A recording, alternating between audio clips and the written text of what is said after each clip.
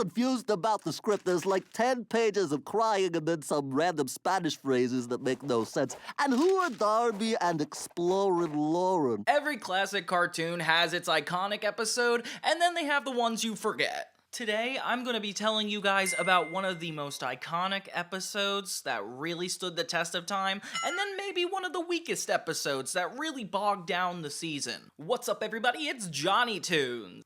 Without further ado, let's jump into the final season of Foster's Home for Imaginary Friends. And now we have a Coco episode, and it actually does what Foster's does best and shows the entire journey of one singular character, despite the fact there's so much stuff going on around them. Yeah, so this starts with Coco finally getting out of the house for the first time. It feels like it's about to be about Mac and Blue when Frankie's trying to clean the house, but it's not. They leave the door open and Coco escapes like some wild animal. So Coco walks out and nobody notices she's gone, and that's a recurring joke for the rest of the whole episode. Kind of done really well too. Guys, what have I told you about leaving the door open?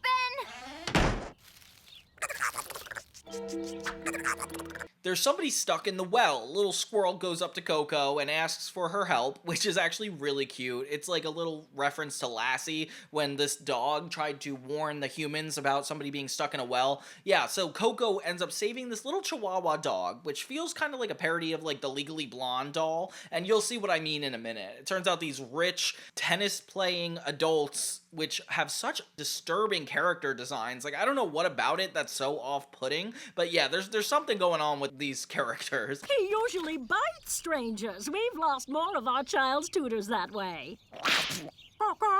No, not fired. Lost. Hopefully they've gone to a better place. And they ask Coco to be a tutor for their daughter. Turns out this little doggy doesn't like anybody, so the fact that it likes Coco is kind of a big deal. This girl's name is Eris, which is crazy, because this is the only channel I know to have two characters named Eris, and she's a spoiled rich little girl that Coco inevitably ends up tutoring. What? It feels like a Jessie plotline from Disney Channel, where she's trying to change the ways of these young spoiled kids. This girl is so inspired by Coco, and even though she just says the words Coco, she somehow gets a huge meaning out of this whole thing. Oh,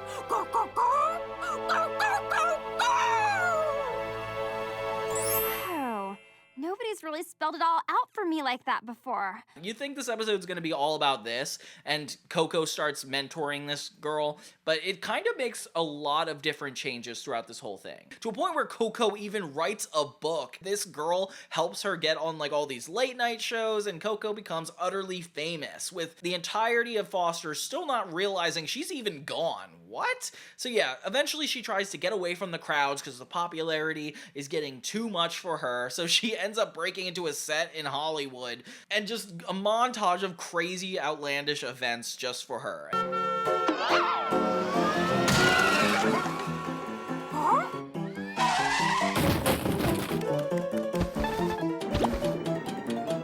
This is one of the fun moments I'm talking about. It feels like a short expanded into a whole episode. I can't say there's a lot of jokes here, but it is interesting to figure out where she ends up going. Blue's watching it on the TV and doesn't even bother telling anybody this is going on. Not a car chase, volcano explosion, or zombie attack, and how is it news? She joins a reggae band, which did not feel like a natural turn of events at all, just because she gets in this argument with a waiter, and she does a really good job at it, essentially taking on the role of a Bob Marley character. And I want to know which writer thought this would be an inspiring plotline. It just ends up in being a really successful performance where Coco is being argued over with two music producers that want her to go to Japan. So she ends up in Japan. How to match her beauty.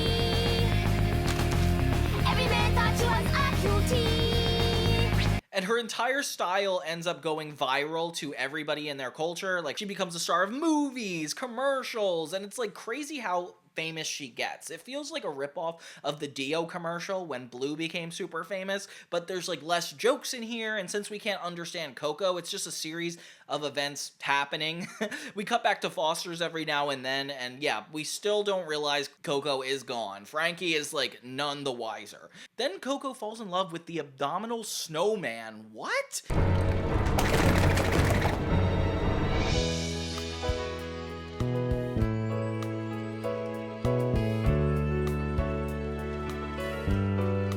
she jumps into a full-on relationship with this Sasquatch-type character. Kind of reminds me of the guy from Monsters, Inc. Yeah, that's what I'm getting for this vibe. And then they start having relationship issues, spanning over the course of, like, hours, I believe. It feels like it's been years at this point. And then they have one final goodbye as Coco gets onto a plane with one final teardrop. Aww.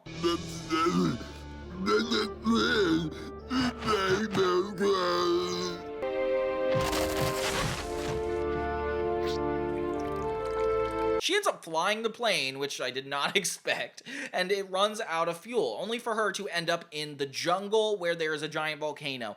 Oh my god, I'm running out of breath just talking about this plot line. She ends up going to prison, which every single character in the main cast has gone to, except for Eduardo this point. And yeah, I just can't believe how many backgrounds they probably had to draw for this episode. It feels like a full-on movie done in 20 minutes. It feels like they just saw the Where's Wilt special and were like, people like that, let's keep doing that again. And you know, that it's a good special for sure, but with Coco, it doesn't really go across the same way. The adventure is a lot of fun, seeing her become like a worldwide phenomenon and not have Foster's notice, like, not even a little bit this whole time, is so funny. But this isn't anything they haven't done before, so it's like hard to like wrap your head around it. Coco just walks right back into the house without anybody noticing, leaving this recurring joke of like getting away with whatever she wants. What have I said about leaving the front door open? Coco could have gotten out. Who knows what could have happened? This season is just so confusing because it seems like they're gonna just take us through the day in life of like individual characters, and yeah, I'm not that excited for it, honestly. I don't know why.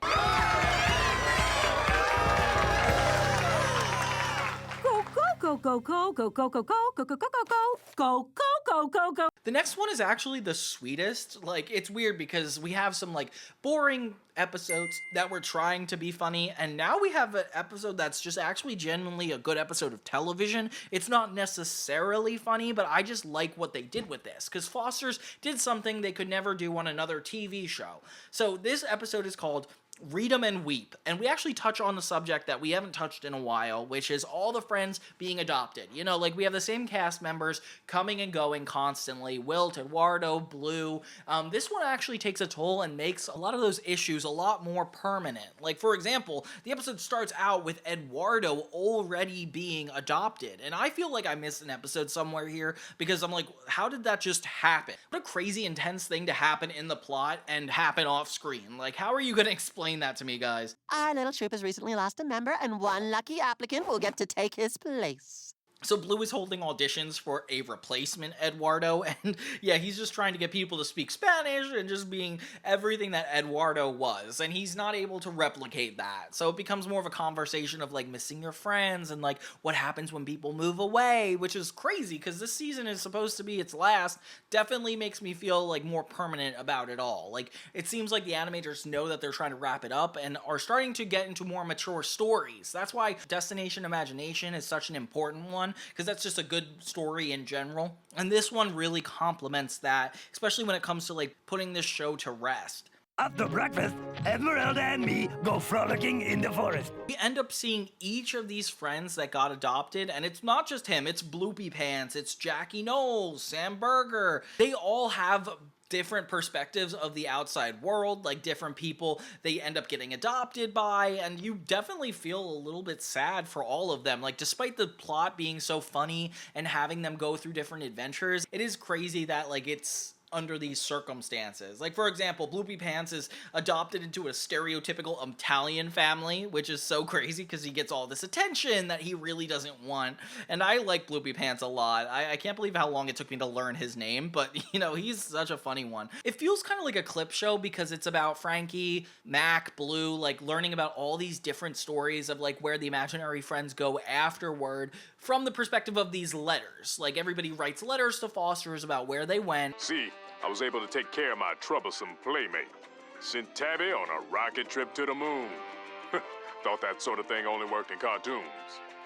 Anyway, At first you think that's Jackie Knowles' story, where he's like referred to as a tabby, but he doesn't end up getting along with the cat of the house, so he's abused constantly, and he's barely surviving it. It's kind of depressing. So he sends the tabby away on a rocket and replaces her with a stuffed toy, which the woman definitely would find out. Oh wait, she does. And she assaults Jackie, which you do not expect. It becomes really dark in a bunch of contexts when you think about it. But it's still kind of sad that Eduardo, one of the main characters, is like one of them. Like, I can't believe he's actually out of the picture for now on. That's the one that makes me think that they're actually taking this super seriously. He ends up going with this little girl that looks exactly like Explorer and Lauren, so I'm not surprised it works out so well between them. And he just has like the perfect lifestyle. It's mostly a lot of frolicking till we go in for supper. Before bedtime, Ezzy and me warm ourselves by the fire.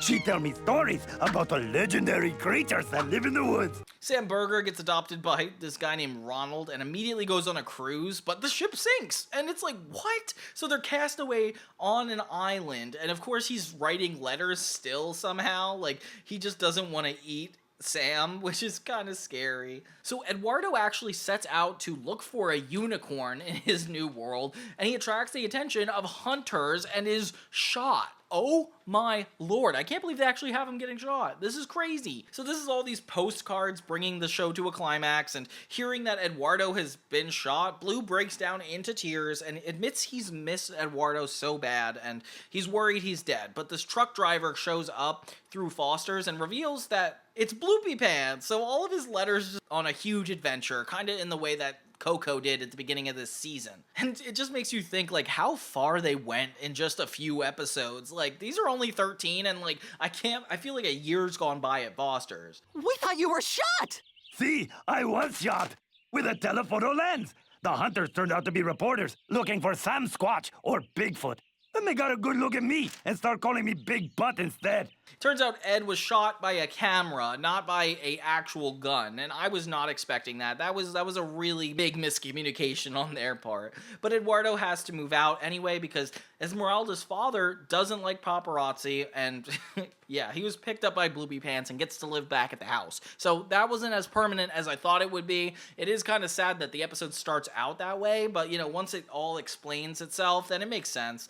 And then at the end, very, very ending from Jackie's story, he comes back and the cat comes back on a rocket through the roof and finds Jackie to attack him, which I was not expecting to be like a really funny stinger for the end of the episode, but yeah, it was kind of cool. whoa, nice kitty, nice kitty.